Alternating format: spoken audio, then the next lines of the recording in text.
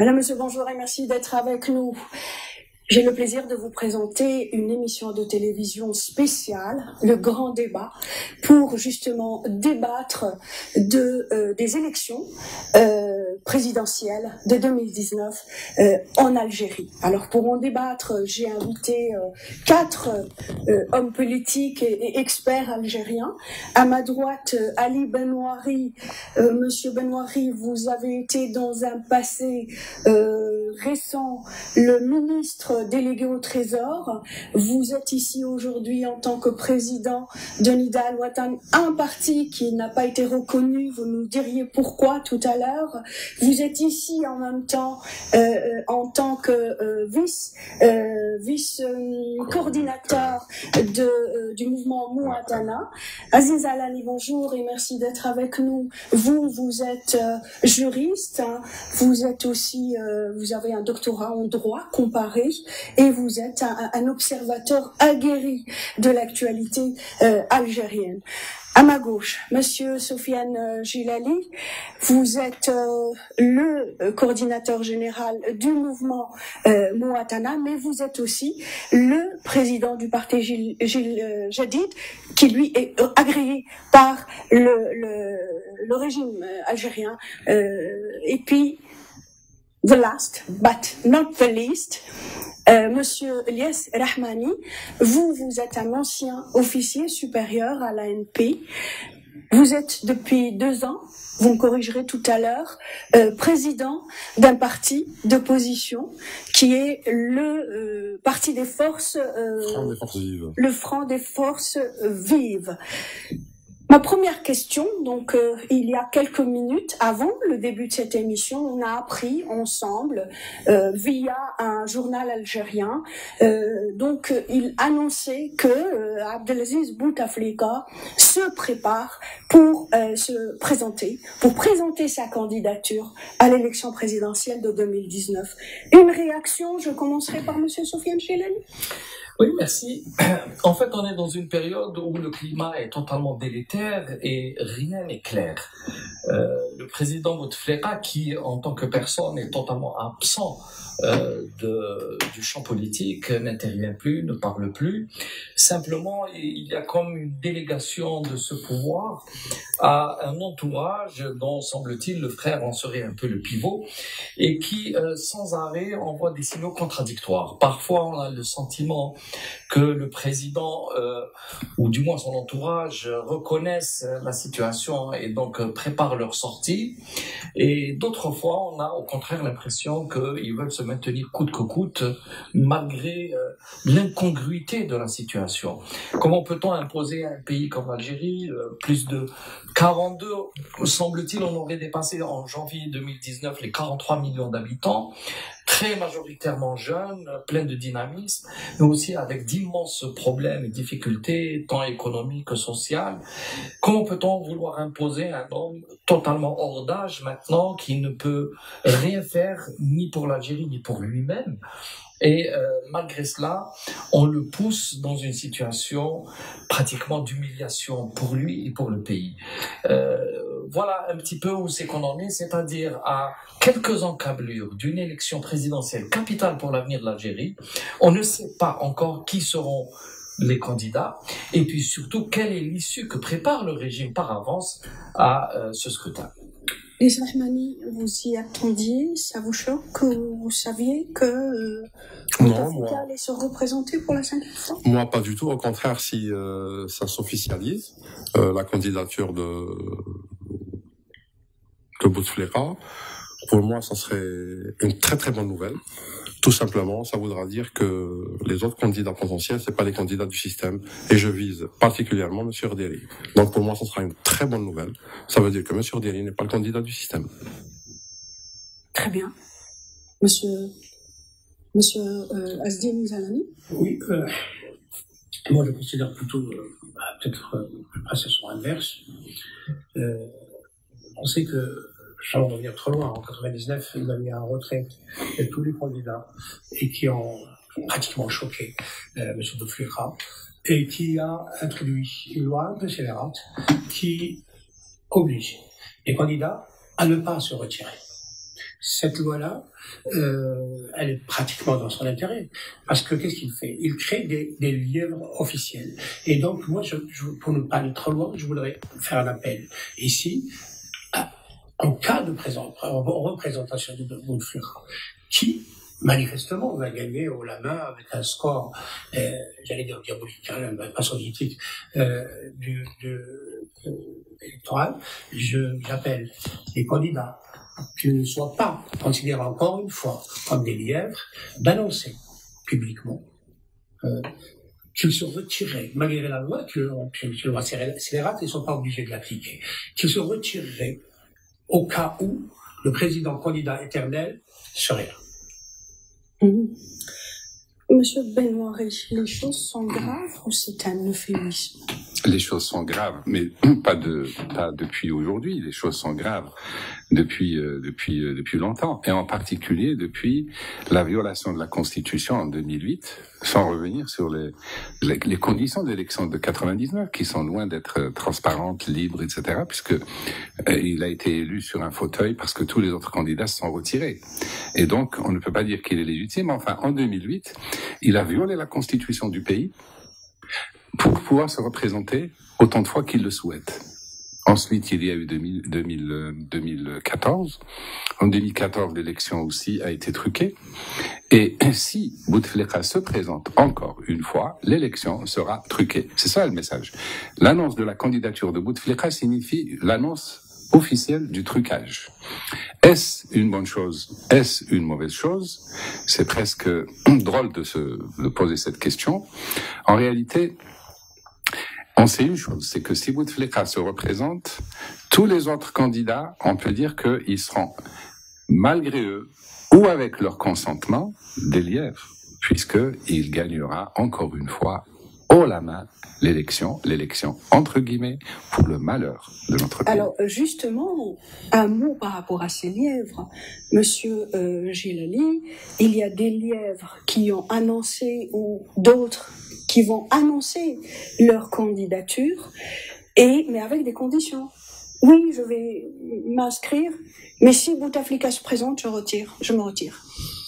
Oui, il faut préciser, à la suite de ce qu'a avancé Monsieur Zalani, il est vrai qu'une fois le Conseil constitutionnel aura déclaré la liste finale des candidatures, à ce moment-là, il sera impossible de se retirer. Mais là, nous sommes en position de pré-candidature, en fait, ce qui a amené un certain nombre de candidats potentiels à s'annoncer, mais ils devront déposer au plus tard, le 3 mars à minuit, leur dossier de candidature. D'ici là, ils sont tout à fait libres de se retirer. Par contre, une fois qu'ils auront déposé leur dossier auprès du Conseil constitutionnel, là, la trappe se refermera et ils ne pourront plus en sortir.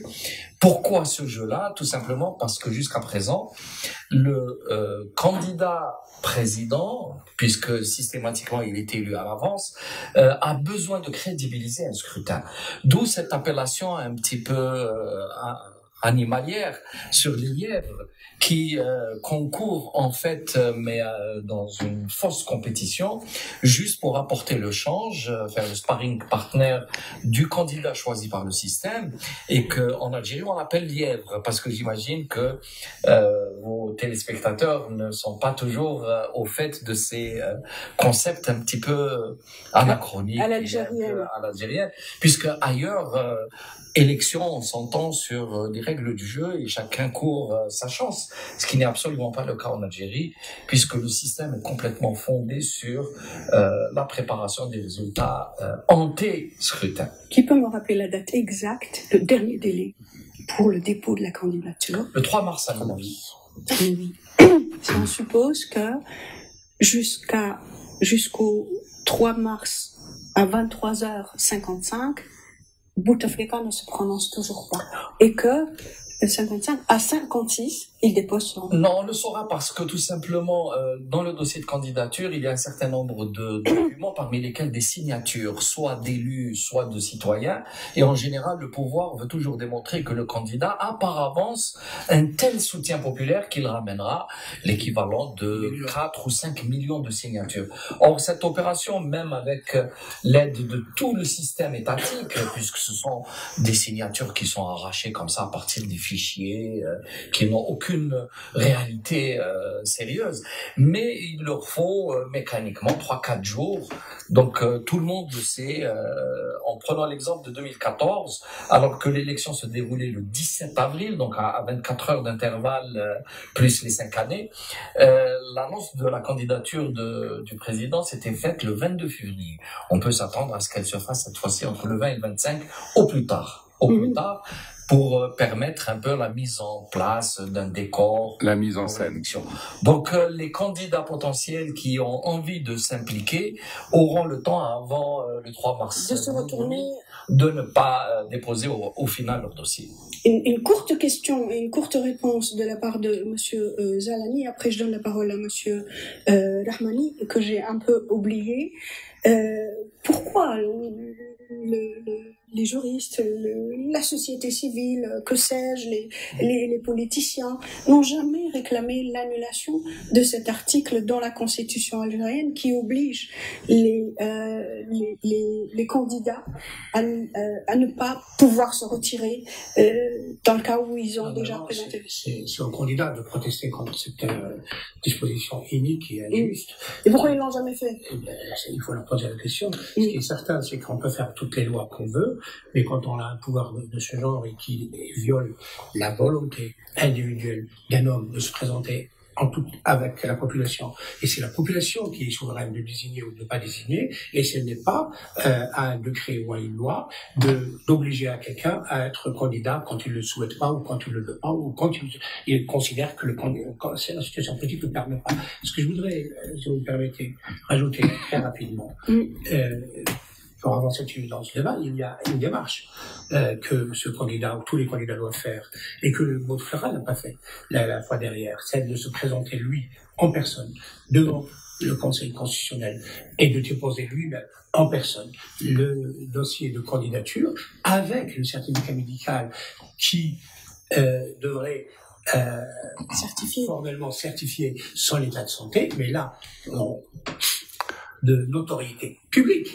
Le président Bouteflika n'est pas en mesure physiquement de postuler à quoi que ce soit.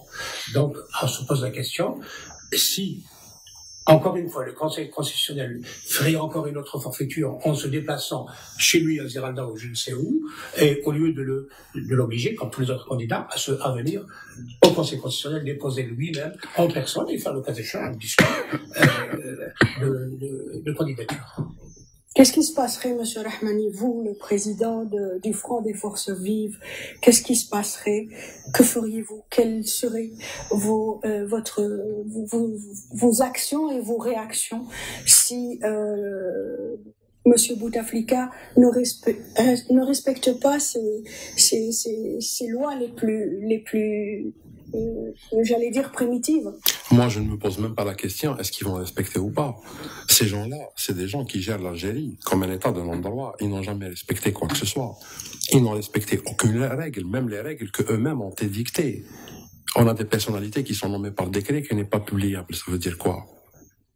C'est des gens qui se permettent de transgresser les lois quand ça les arrange et de les faire appliquer quand ça les arrange. Donc moi, la règle de droit, avec un système pareil, mais je la prends même pas en compte aussi. Tout simplement. Donc pour moi, si Bouteflika se présente, pour moi, j'ai dit, c'était une très bonne nouvelle. Ça veut dire que, à un moment donné, du moment qu'il y a des gens qui se sont engagés dans la course à la présidentielle, après, à un moment donné, disons, les leaders vont se détacher. Et probablement, actuellement, les candidatures les plus sérieuses, ça serait celle de la secte Bouteflika, puisque Bouteflika c'est un mort-vivant, donc il n'y est pas, donc c'est une secte qui se présente, et là, on a de l'autre côté un ancien militaire qui se présente, quoi qu'il n'a pas encore d'ancrage politique, sauf que son programme, de ce que j'ai vu moi sur Radio M et sur le Forum Liberté, qui est assez intéressant, d'ailleurs, il épouse pas mal de thèses que nous défendons. Et même, je pense que pas mal de partis d'opposition sérieux, qui ont des programmes, défendent aussi. C'est l'état de droit, la refonte des institutions et une révision de la Constitution. Monsieur Odeli a employé ce terme, révision de la Constitution. Nous, on est beaucoup plus dans, carrément, rédiger une nouvelle Constitution, mais peu importe. Donc, à un moment donné, si ce candidat se dégage, si on a un ancrage qui est réellement sérieux, si les engagements sont pris, pourquoi pas aller au combat? Bouteflika ne nous fait pas peur. Maintenant, si partir déjà dès le départ que, même si on sait que les urnes sont truquées, mais on peut inverser ça. Si on arrive à mobiliser, à fédérer, on peut inverser ça. Quand on a pratiquement plus d'1,5 million de militaires à la retraite, si ces gens-là, on peut les gagner à la cause de la nouvelle Algérie, indépendante, deuxième république, état de droit et de constitution, ben je vous assure que vous avez une armée parallèle. Vous avez toujours évoqué la possibilité une application informatique qui peut efficacement contrôler les urnes. Est-ce que vous pouvez développer un petit peu? Très bien. En fait, c'est une idée qui est venue par rapport justement pour contrecarrer toutes les formes de trucage au niveau des urnes. C'est tout simplement d'offrir, et ça a été discuté dans le cadre de Mouatana.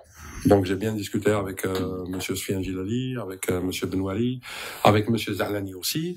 J'ai évoqué cette possibilité, c'est de développer une application mobile, donc téléchargeable sur tous les smartphones, qui permettra à tous les observateurs de tous les candidats et à n'importe quelle échéance électorale, je parle même pas des présidences, je parle de même des communales, des parlementaires, etc. Cette application permettra une surveillance réelle, en temps réel, avec une transmission en temps réel des fichiers à la clôture des bureaux. Que ce soit le chiffrage des PV, que ce soit le décompte vidéo filmé en même temps. Donc, ce qui nous donnera ce qu'on appelle un outil réel de contrecarrer cette oligarchie avec les moyens qu'elle peut déployer en dollars, les gens qu'elle peut acheter et mettre en place. Nous, on mettra en place les nouvelles technologies pour contrecarrer ces arriérés mentaux. Très intéressant. Quel est votre avis par rapport à la technologie qui pourrait peut-être un jour sauver l'Algérie? Oui, c'est une évidence. La société évolue. Aujourd'hui, énormément d'Algériens sont propriétaires de smartphones. Ils savent très bien manipuler ce type de technologie. Et donc, ça pourrait être d'un secours évident. Mais si vous permettez, juste par rapport à la protestation contre la loi unique qu'a dénoncé M. Zalani, je ne pense pas qu'elle soit essentielle dans le dispositif. Ce qui manque, en fait, et ce que l'opposition n'a cessé de réclamer, c'est une commission indépendante du ministère de l'Intérieur pour l'ensemble du processus électoral, c'est-à-dire à partir du fichier électoral jusqu'au process de mise en place des bureaux, du suivi du jour du scrutin, du dépouillement, etc. Car, comme vous le savez, le système jusqu'à présent arrive à trafiquer les élections à plusieurs niveaux. D'abord, en mettant des conditions particulières en amont, puisqu'il favorise systématiquement par les moyens dont il dispose, par l'argent, par la logistique de l'État, etc., les partis et les candidats qui les arrangent. Mais en plus, le jour du scrutin, personne ne sait exactement ce qu'il y a dans le fichier électoral.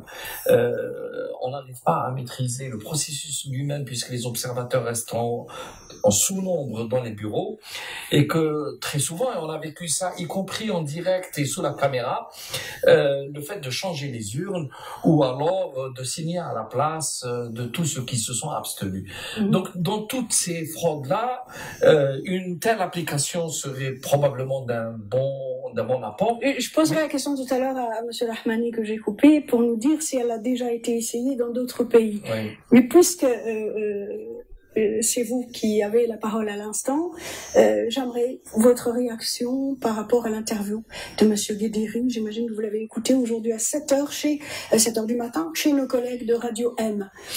Alors, M. Guédiri est apparu très très récemment dans le paysage politique. Comme chacun le sait, il était en poste en tant que général, il s'occupait des ressources humaines au ministère de la Défense. Et donc, par ce fait-là, il était soumis à l'obligation de réserve et les Algériens ne le connaissent pas. Il n'est pas rentré dans le champ politique, ni médiatique d'ailleurs. Puis, à partir de 2017, il me semble, il a commencé à écrire une fois que sa retraite a été établi, il a commencé à écrire quelques idées dans le journal et se faire connaître par au moins une classe politique et la classe médiatique. Sur le fond des idées, il apparaît très clairement qu'il défend non seulement une rupture sérieuse avec le système jusqu'à présent, il prône une deuxième république, donc une refondation des institutions. Il prône également non seulement une véritable démocratie, mais aussi une société moderne. Donc tout cela convient absolument, mais d'un autre côté, Monsieur Deri gagnerait à se faire connaître un peu plus par et le monde politique et surtout la population. Je ne veux pas juger trop à l'avance, donc laissons faire les choses. Il semble avoir suffisamment d'appui, il est clair. Peut-être même représente-t-il ce courant à l'intérieur de l'État qui refuse cette déchéance de l'État algérien, parce que il est vrai que l'État algérien très tôt s'est formé autour de cette colonne vertébrale qu'a été l'ALN, qui s'est transformée par la suite en ANP, et donc chaque pays, chaque État a son histoire. L'État algérien est jeune et il s'est formé historiquement autour de l'armée, sans compter que pendant très longtemps, nous avions vécu dans un système totalement centralisé et très verrouillé. Mais je rajoute, si vous permettez, juste cette idée. C'est un militaire et beaucoup sont un peu effrayés. Je rappellerai juste une chose, c'est que l'Algérie a connu par exemple au moins deux militaires, Chedli Benjdid, qui était colonel le plus haut gradé, le plus ancien dans le plus haut gradé à ce moment-là, qui avait succédé à Boumediene. Chedli a fait le multipartisme. Et après Chedli, il y a eu Zarouel, bien sûr, entre-temps, il y a eu d'autres chefs de l'État. Et Zarouel, qui était général, eh ben, il a fait la limitation des mandats. Et à la fin, il a gagné énormément de sympathie parmi la population algérienne, Monsieur Soufiane. Lorsque Monsieur Bouteflika est arrivé en tant que civil et qui prônait l'état civil, et lui, il a voulu transformer la République en royaume. Donc, Monsieur Benmouri, Monsieur Soufiane Ghederi donne le sentiment qu'il a un petit penchant pour Monsieur Ghederi. Au niveau de la communication, il n'y a pas le sentiment qu'il a gagné on a le sentiment qu'il y a déjà toute une stratégie de communication derrière, ou alors je ne sais pas, est-ce que il fait les choses de manière instinctive, spontanée, en tout cas en tant que je n'ai pas envie d'impliquer ma personne, mais en toute modestie, spécialiste de la communication, Monsieur Ghederi, j'ai l'impression... Elle n'est pas de langue de bois, Lila, pas de langue de bois. Mais le général Ali Ghederi a toute notre sympathie. Il a toute notre sympathie. Et je vais vous dire pourquoi. Je dis pas encore notre soutien, parce qu'il faut qu'on discute avec lui pour savoir dans le détail qu'est-ce qu'il a envie de faire. Est-ce que ça répond à notre propre idée, à notre propre projet politique, en tout cas les membres de Mouatana, avec qui il compte gouverner et. Donc, mais en tout cas la sympathie est là. Et pourquoi? Je vais vous donner mon idée personnelle. Et ça vient supporter ce que vient de dire Soufiane Ghederi. Ceux qui ont réalisé les plus grandes réformes, paradoxalement, c'est les militaires. Non, il a cité le cas de Chedli. Vous êtes séduit, vous aussi, ou il vous a courtisé, Monsieur Benmouri? Non, attendez. Mais par contre, nous avons eu un candidat civil, un voyou, qui est arrivé promettant monts et merveilles et qui a ruiné le pays, qui a précipité le pays au bord de l'effondrement. Donc, quelle est la première réaction vis-à-vis d'Ali Ghederi? C'est d'abord la première fois qu'un militaire se présente à la retraite, se présente comme candidat. Donc, il est civil.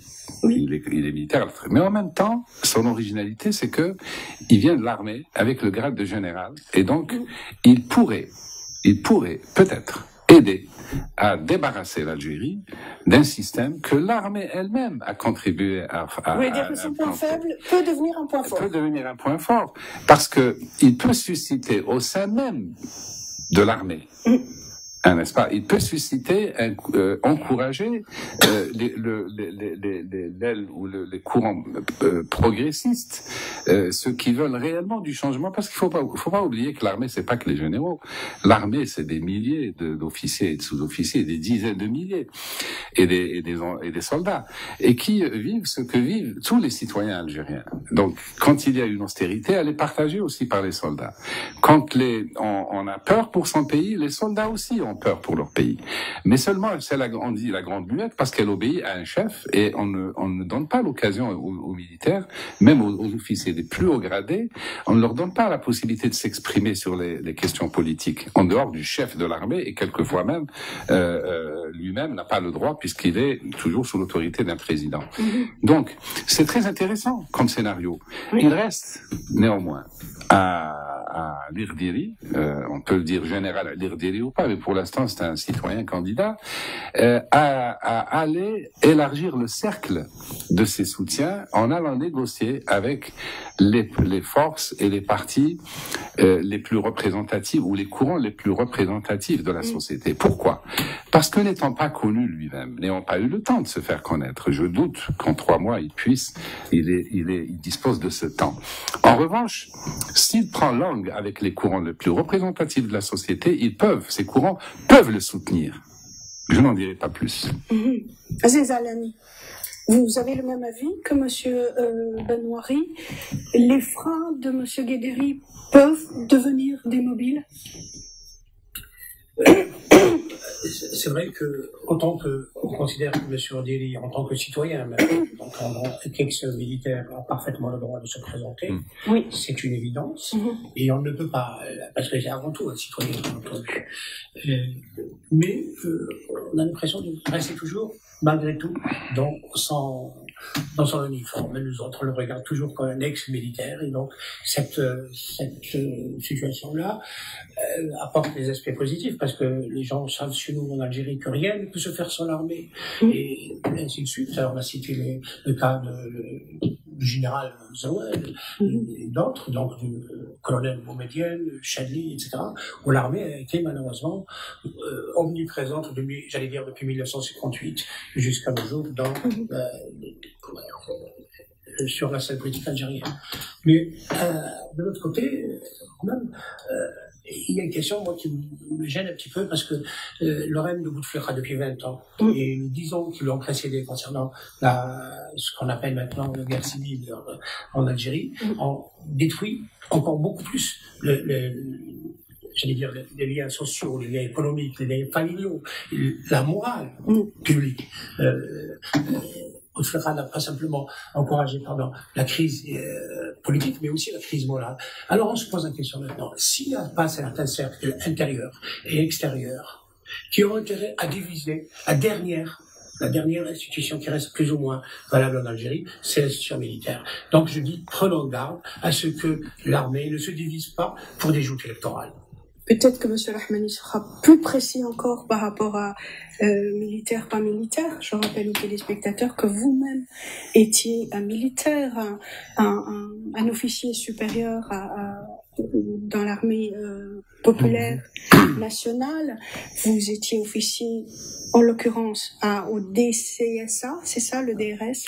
Je ne connais rien, c'est le renseignement algérien. 10 ans, c'est ça, dans les services de renseignement. Quel est votre avis par rapport à... Moi, j'ai un avis contraire de M. Zalani. Oui. Quoique j'apprécie M. Zalani. Et c'est un débat contradictoire, et c'est parfait. J'ai un avis tout à fait contraire. D'abord, en étant militaire, on est un fonctionnaire, au même titre qu'un médecin, au même titre qu'un avocat, au même titre qu'un procureur, au même titre qu'un, disons, toutes les fonctions publiques. Oui. Être militaire, ça veut dire c'est quelqu'un qui travaille pour le compte du ministère de la Défense. Mais en réalité, pour l'Algérie, maintenant, ses missions, c'est la protection du territoire national, etc., des institutions et tout ce qui s'ensuit. Mais ça demeure un Algérien qui est fonctionnaire. Focalisons-nous sur ça. Maintenant, quant à diviser l'armée, moi je ne le souhaite pas. Et M. Odili ne présente aucun signe de vouloir diviser l'armée. Au contraire, parce que l'armée, elle a évolué. L'armée politique, qui avait la double casquette, ce qu'on appelle le militaire politique, donc les anciens généraux des années 90, n'existe plus. Là, maintenant, on voit une émergence de ce qu'on appelle la technocratie militaire. C'est-à-dire là, on a affaire à des technocrates, à des gens qui ont des diplômes supérieurs. Et c'est des Algériens. C'est pas parce qu'ils appartiennent ou ils ont appartenu à une institution militaire que maintenant ils sont à l'écart de la société. Ce monsieur, quoique c'est pas encore un civil, pour moi c'est encore, je dirais mon général, parce qu'il est général-major de réserve encore, parce que en état de guerre, il risque de l'empiler dans les rangs, tout à fait normal.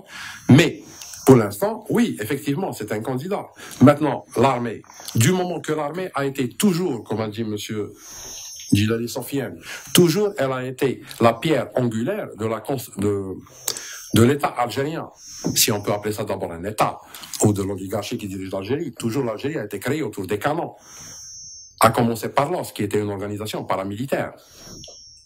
Donc, on ne peut pas se voiler la face. Maintenant, pour qu'il y ait une culture politique en Algérie, il faut bien qu'il y ait une transition. Maintenant que M. Rderi puisse passer en tant que président, et ça sera une présidence transitionnelle, c'est-à-dire via lui, ça sera ce qu'on appelle le catalyseur qui permettra le passage de la militarocratie réellement à l'état de droit, à un état constitutionnel. Donc, il s'agit nullement de diviser l'armée, parce que l'armée ne saurait se diviser. Le clan Bouteflika a tout intérêt à diviser l'armée en maintenant à sa tête des abrutis, comme Gaïd Salah, je me permets le terme. Je suis désolé, c'est un débat, vous avez dit, à bâton rompu. Donc, j'utilise mes mots. Oui, ça, c'est faisable. Pourquoi? Parce qu'il est impossible qu'un Gaïd Salah puisse comprendre quelle est l'attitude, quels sont les intérêts, les préoccupations des jeunes officiers de l'armée. Gaïd Salah appartient à un siècle dépassé. Il faut qu'il parte en retraite. C'est pas Guédéry qui va diviser l'armée. Au contraire, il va redonner l'espoir à l'Algérie l'armée. Et pourquoi? Monsieur Guédéry, c'est pas un grand politicien, on a affaire à je ne sais pas qui. Tout simplement, il représente deux. Je trouve pas les mots. Non, plutôt. Il représente deux critères très importants. D'abord, il représente l'armée, donc c'est la sécurité. Le peuple algérien a peur. Cette oligarchie au pouvoir, cette mafiocratie au pouvoir actuellement, elle joue de cet argument-là. Et si vous pouvez me contredire, dites-le moi. Ils parlent de terrorisme. Ils menacent le peuple de terrorisme. Maintenant, quand ils ont face à eux un militaire, là, ils ne pourront plus jouer cette carte-là. Parce que moi, je le dis, sans prendre en compte l'avis de quiconque au sein de l'AMP, le terrorisme, on connaît. On connaît et il ne nous fait pas peur. Et là, je parle de mon expérience propre. Et je sais que l'armée nationale populaire et les cadres qui sont encore vivants, même ceux qui ont été démobilisés pour X raisons, quand il y a réellement une menace, on est capable de riposter et de protéger l'Algérie. Ce n'est pas le terrorisme qui nous fait peur. Ce qui nous fait peur, c'est la mauvaise gestion. Ce qui nous fait peur, c'est la spoliation, disons la spoliation de l'espoir de vie en Algérie. Et je vous laisse la parole. Monsieur Sofiane Djellali, que peut faire Monsieur Guédéry pour lisser son image ou changer son image de façon à ce que l'électorat islamiste algérien s'intéresse à lui? Écoutez, je ne saurais pas être conseiller ni en communication ni politique de M. Rderi. Je pense qu'il est majeur, vacciné, et s'il s'est lancé dans cette, j'allais dire, grande aventure politique, c'est qu'il sait où il va. Donc, je serais très mal placé pour lui donner un quelconque conseil. En tout cas, pas de cette façon-là. Je peux lui dire mon avis sur les choses, mais ça s'arrêterait là. Par contre, ce que j'attendrais d'un président, que ce soit M. Ali Rderi ou tout autre en dehors de M. Bouteflika, c'est qu'on engage très rapidement le pays sur des réformes essentielles qui devront aboutir à la légitimation définitive du pouvoir. Pendant trop longtemps, les Algériens ont vécu sous un pouvoir qui avait très peu de légitimité. On parlait de légitimité historique pour permettre à ceux qui avaient fait la révolution, c'est en grande partie c'était les seigneurs de la guerre, de tenir le pays. Puis on a essayé d'introduire une légitimité par les urnes, mais comme tout le monde sait que les urnes ne sont pas respectées, au final, il n'y a pas de réelle légitimité. Ça, c'est un premier point. Deuxièmement, il faut qu'en Algérie, on mette en place un véritable système institutionnel qui organise la vie citoyenne. Il faut que le champ politique soit balisé correctement, que les règles du jeu soient posées et que tous les hommes politiques, quelles que soient leurs idées, leurs projets de société, puissent se défendre honnêtement et qu'ils assument à ce moment-là leur notoriété ou leur réussite ou leur échec. Car entrer en politique, c'est aussi assumer autant le succès que l'échec. Puis, immédiatement après, ça signifie revoir la Constitution, revoir les lois essentielles qui gèrent la vie politique, la vie publique, les médias, les droits et libertés des citoyens. Et juste après, entamer de très grandes réformes sur le plan économique. L'Algérie est mono-exportatrice, vit que du pétrole, des hydrocarbures. Nous sommes à 99% dépendants de la rente pétrolière. Et ça, c'est une situation absolument insoutenable, avec une jeunesse qui est désabusée, abandonnée, qui est en train de perdre tout espoir. Et ça, c'est un danger gravissime. Donc, un nouveau président, non pas pour apporter de beaux discours, mais pour passer à l'acte et créer le changement tant attendu. Donc un nouveau président, des réformes. Donc au jour d'aujourd'hui, tout ça fait partie du délire ou des hypothèses. Du possible. Il y a 2 jours, Monsieur Benoît-Henri, Oui. j'ai publié 2 petites phrases. J'ai demandé aux personnes, aux Algériens qui suivent ma page, que feriez-vous si Bouteflika est reconduit pour un 5e mandat? Vous pouvez aller lire la page. Il y a eu des réponses qui donnent froid dans le dos. Un jeune homme me dit « Je me suiciderai ». Un autre monsieur, il me dit « Je renoncerai à ma nationalité ». Est-ce que ça n'est pas très grave, ça? Si, la gravité de la situation est attestée, soulignée, non seulement par des témoignages, mais également par tous les gens qui fuient le pays, les jeunes qui fuient le pays, jeunes et moins jeunes, haraga. Par ceux qui se suicident, il y en a beaucoup aujourd'hui qui se suicident en Algérie par désespoir. Donc la situation est au bord de l'explosion. Par exemple, il y a eu un formidable travail d'éveil des consciences depuis 2014. J'en ai été un des acteurs. Expliquer toujours aux gens quelle est la signification d'une réélection au terme de l'élection truquée, en déroulant simplement ce qui est dans la nature du pouvoir, c'est-à-dire son programme, entre guillemets, économique, etc., sa gestion, n'est-ce pas?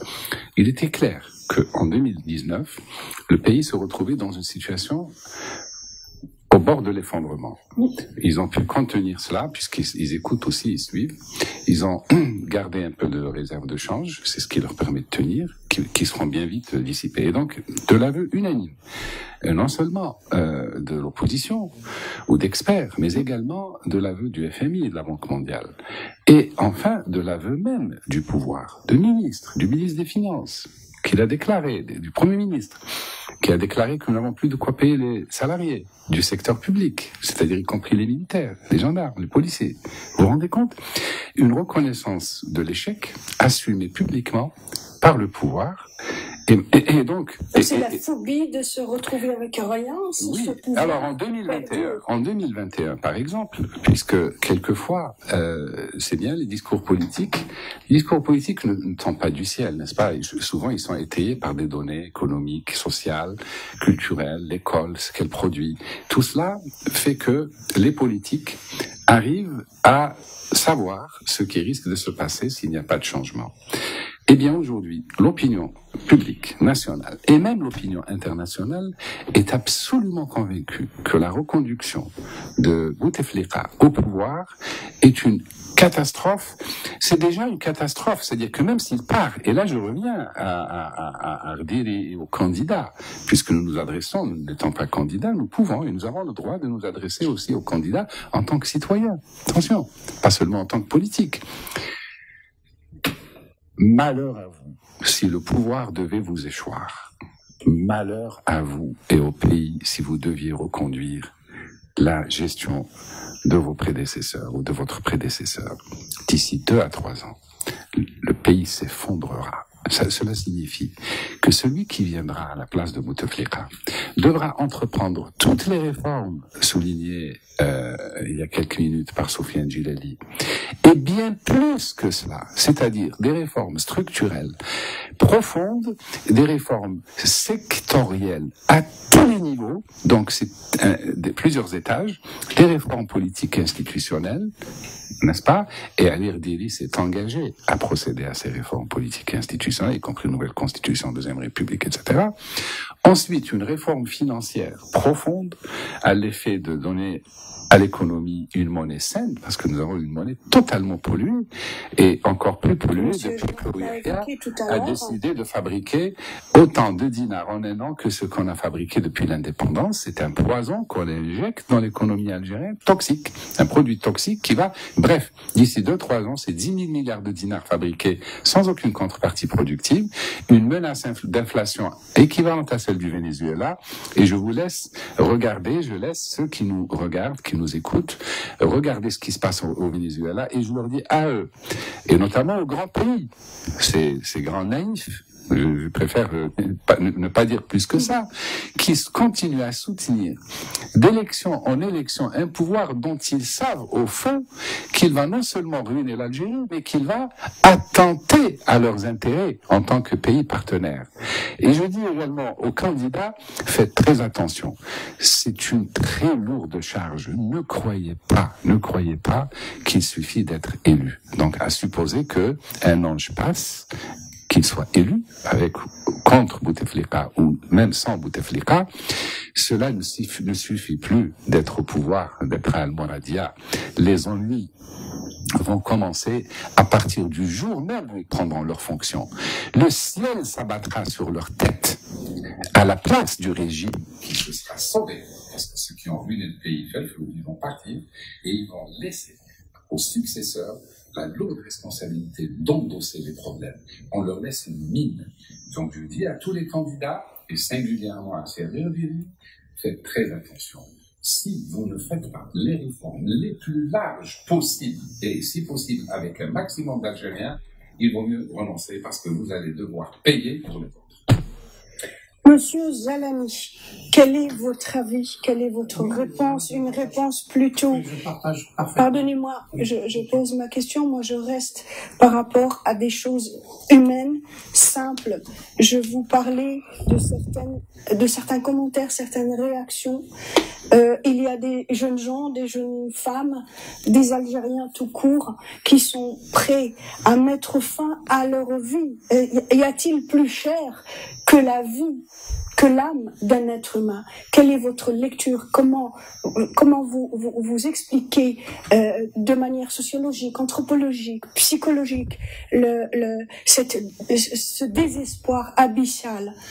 Je pourrais encore aller plus loin, parce que effectivement, c'est une situation peut-être extrême, c'est les personnes qui veulent se suicider, mais si, d'après les contacts que j'ai en Algérie, paradoxalement, je vais dire, y compris dans certains endroits, pour certains candidats actuellement affichés, donc, monsieur, la population, apparemment, à l'instant actuel, ne s'intéresse pas du tout aux jeux électorales futur. De moi, c'est les échos que j'ai. Et si vous me permettez, je voudrais quand même ne pas laisser cette occasion pour pouvoir tout à fait répondre à notre ami, qui on partage effectivement le fondement des choses. Mais ce que je voulais dire, c'est la question du concept de sécurité nationale.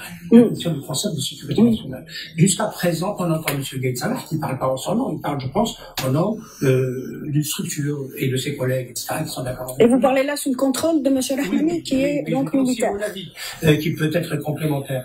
Je ne le vise pas lui parce que je sais qu'en Algérie, l'armée généralement est assez collective et donc il peut être le porte-parole d'un groupe et tout ça. Dans tous les cas, ce que je critique chez M. Gaït Salah et ce que j'ai eu l'occasion moi-même en tant qu'individu, en tant que citoyen algérien, de dire que le concept de sécurité, c'est pas simplement les frontières, comme il n'arrête pas de nous le dire, que l'armée, les soldats, etc. sont autour des frontières en train de veiller à la sécurité nationale par rapport au Mali ou la Tunisie ou au Maroc ou je ne sais plus quoi, mais le concept de sécurité, c'est quelque chose de tout à fait évident, commence par la sécurité intérieure. Par contre, là, il y a une déliquescence sociale, politique, à tous les niveaux de la société. L'armée se doit d'assurer la sécurité intérieure, parce que sans sécurité intérieure, il n'y aura pas de sécurité. Le front intérieur. C'est le front intérieur qui tient les frontières. Alors je ne comprends pas la position, j'allais dire, de l'état-major en général de l'armée, avec son porte-parole, M. Gaït, qui dit, moi je reste simplement dans mon rôle de militaire chargé de la sécurité internationale des frontières, etc., comme apparaît son discours, et que je n'interviens pas dans les joutes électorales et autres. Actuellement, on n'est pas dans une affaire, comme nos collègues nous l'ont souligné, on n'est plus dans dans une question uniquement de joute électorale. On est dans un danger vital pour le pays. Et à ce moment-là, l'armée en tant que citoyen et l'armée en tant que chargée de la sécurité du pays doit intervenir, à mon avis, pour assurer cette sécurité intérieure. Et c'est pourquoi je considère que le porte-parole de l'état-major qui parle en disant que je n'interviens pas dans les politiciennes et autres, etc., à mon avis, c'est un non-sens. Moi, me permets en tant que citoyen de l'interpeller parce que le danger est national et la sécurité doit être considérée comme sur le front intérieur.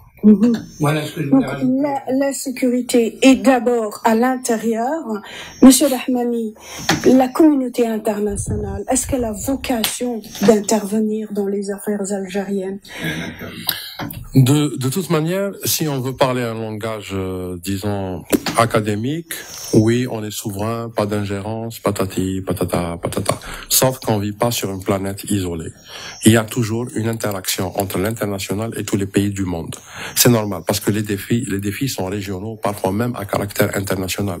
Quand on parle, par exemple, du terrorisme au Sahel, du terrorisme qui se passe au Moyen-Orient, les répercussions que nous, on peut avoir en Afrique du Nord, ça, c'est très important. Et ça ne peut pas se solutionner uniquement à l'intérieur de l'Algérie ou juste au bord des frontières. Et je reçois M. Jalani. Parce que les gens, en fait, il y a une problématique qui a été créée par ce qu'on appelle la décennie noire. Là, maintenant, avec les partis politiques et la démocratie, on voit l'armée comme étant un ennemi, ou comme étant une structure qui n'est pas algérienne, ou qui n'appartient pas à l'Algérie, ou qui est composée de personnes qu'on a importées je ne sais où. Or, que l'AMP elle-même, elle est vraiment nationale et populaire. C'est les enfants du peuple qui sont là. Et l'armée, c'est elle qui intègre les services de renseignement. Même la DSF, suite à la restructuration du DRS, les gens du DSF, c'est encore des officiers.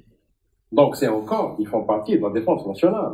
Donc, si les services de renseignement, que ce soit les services de renseignement de l'armée, ou les services de renseignement de sécurité intérieure, tout ce qui est contrôle de subvention, etc., ça appartient encore à la défense. Donc la défense, elle est très impliquée dans la politique nationale, quel que soit le président demain, quel que soit le candidat. Parce que c'est les yeux, c'est un outil réellement de renseignement et d'information. Et actuellement, dans le monde actuel, on parle même pas plus de services de renseignement, on parle de services d'intelligence. C'est-à-dire parfois on crée des situations. C'est pas qu'on se renseigne par rapport aux situations. Ça, oui, je suis d'accord avec M. Zalani. Effectivement, l'armée doit assurer ça va un peu partout. Mais je voudrais répondre. M. Benouari sur un truc. Par rapport à l'impayement tablier, il a dit que c'était un poison. Moi, je dis que c'est une attaque sciemment orchestrée contre les intérêts de l'Algérie pour nous piéger. C'est une attaque. Ce n'est pas un poison diffus ou, disons, une erreur de gestion. Non, c'est très bien orchestré. C'est très très bien orchestré. C'est ce qui piège actuellement l'Algérie. C'est ce qui piège toute initiative de coup de force par rapport à cette oligarchie mafieuse. Parce que dans ces cas-là, on serait en porte-à-faux avec ce qu'on appelle l'international économique, l'économie internationale et le financement international.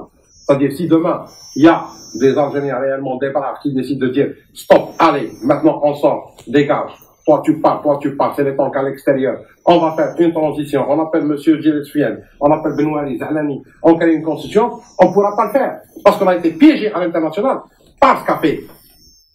Je veux même pas citer son nom, le président du gouvernement.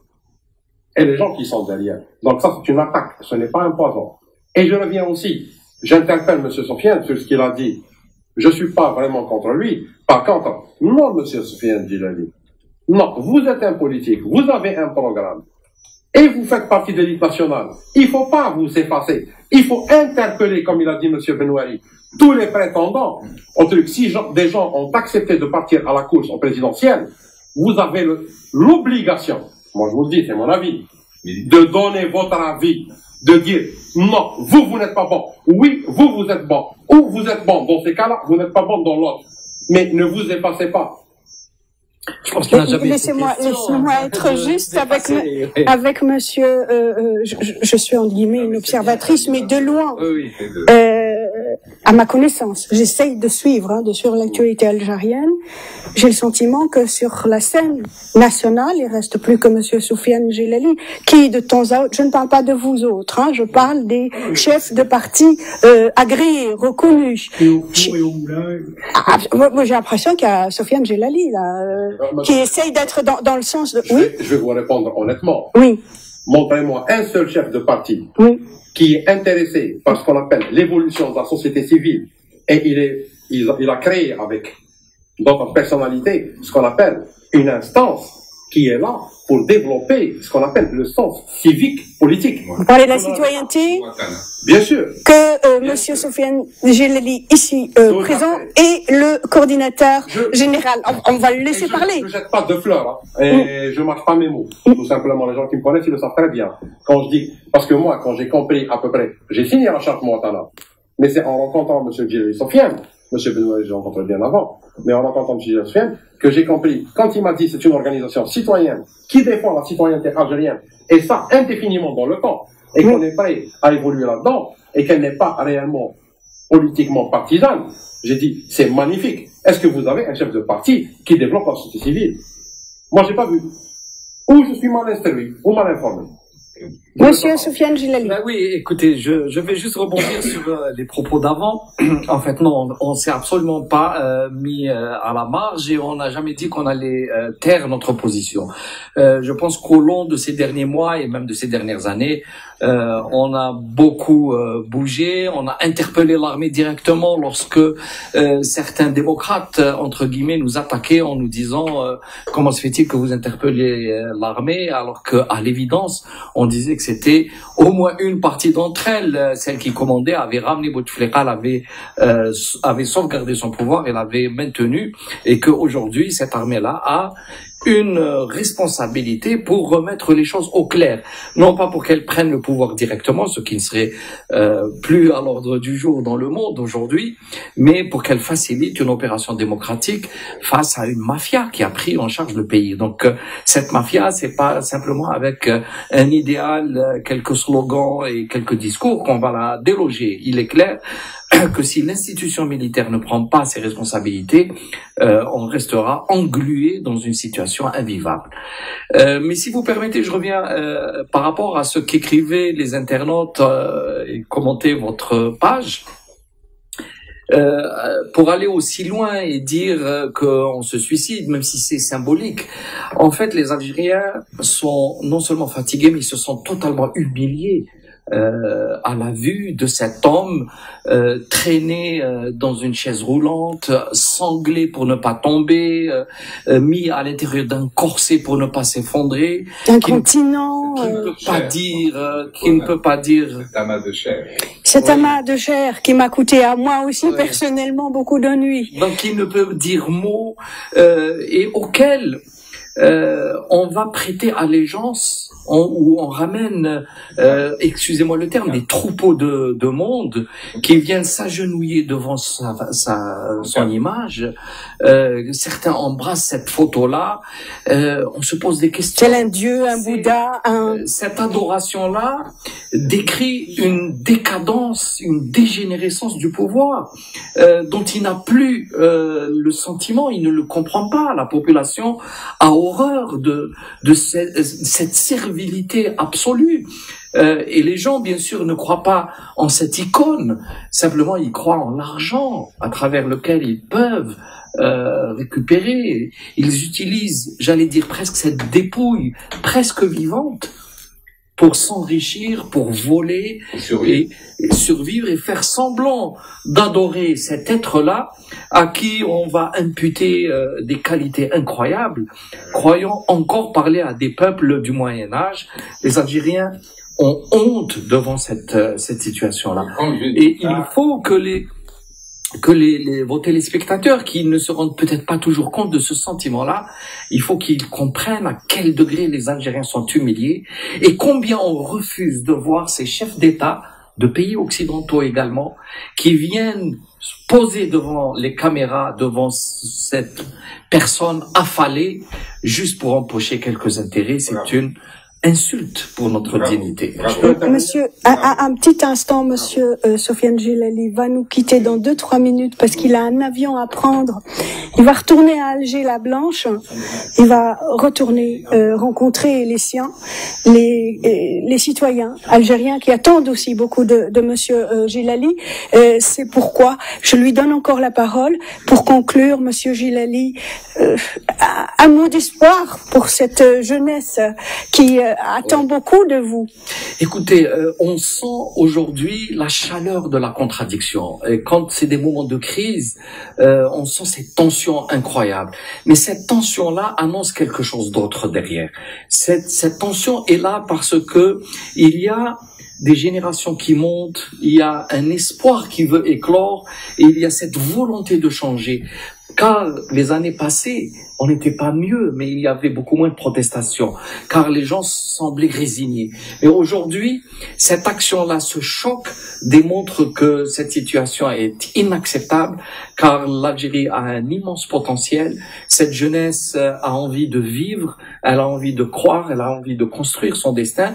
Elle a tous les atouts, et sincèrement, la société est en train d'évoluer plus vite que ce pouvoir qui est anachronique, qui a décroché du réel et qui s'est enfermé dans une bulle d'intérêt, une bulle paranoïaque. C'est vraiment le moment d'aider ce régime à s'en aller et de laisser la place à l'espoir. Si je vous demande d'adresser 2 mots à Abdelaziz Bouteflika ou à ses émules, j'allais dire, à sa famille, donc Saïd et Nasser, qui font fonction donc qui sont des présidents faisant fonction Nasser dans l'ombre et Saïd de plus en plus dans la lumière. Que diriez-vous à Monsieur Bouteflika si on part du principe qu'il a encore une petite conscience, qu'il est encore là ici-bas? Je pense qu'il a au moins conscience de ses propres intérêts et aujourd'hui il a peut-être encore quelques cartes en main qu'il pourrait éventuellement négocier pour son avenir. On le dit clairement, car il ne s'agit pas aujourd'hui d'opérer une vengeance. Il faut qu'il s'en aille tant qu'il est temps. Mais s'il tente de passer en force et d'imposer un 5e mandat, il perdra ces atouts-là qu'il a aujourd'hui en main.